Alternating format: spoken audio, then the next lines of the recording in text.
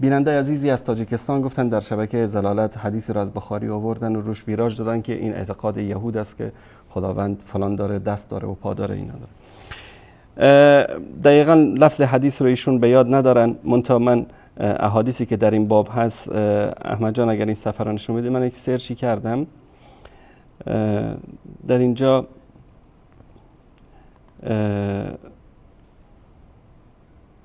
این حدیث در بخاری است در مورد خلق آسمان ها و زمین، و همچنین حدیث در مسند امام احمد هم هست در مورد خلقت آسمان ها و زمین، در مسلم هم هست.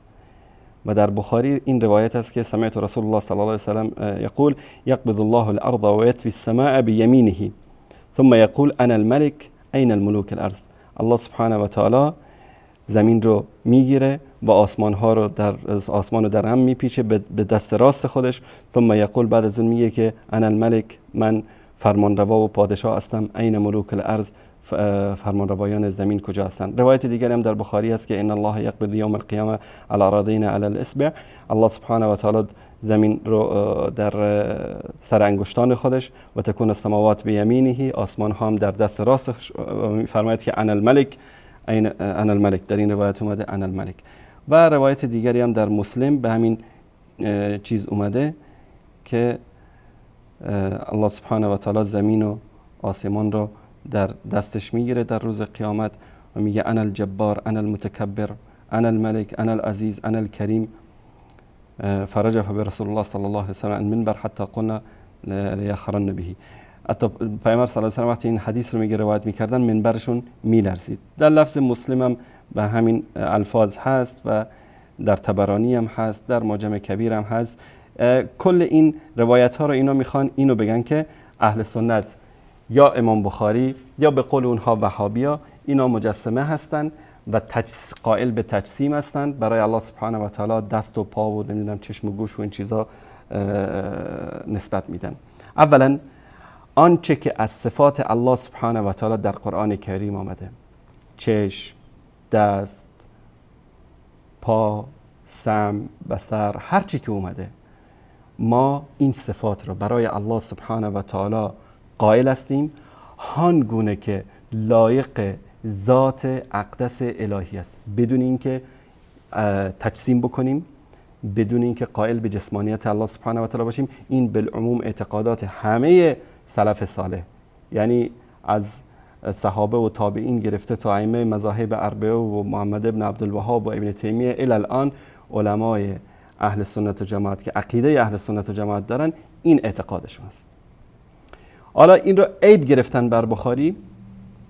برادر عزیز و گرامی، فقط آیه 67 سوره زمر رو باز بکنید. احمد جان اگر میتونین نشون بده. این بدبختا، این زلالتیا اصلا خدا رو نشناختن. الله سبحانه و تعالی وقتی این رو ثابت میکنه برای خودش که زمین آسمان ها رو در هم میپیچه و در دست راست اوست و زمین در مشت اوست، این رو در قرآن کریم قبل از اینکه این مطلب رو بگه میگه و ما قدر الله حق قدره.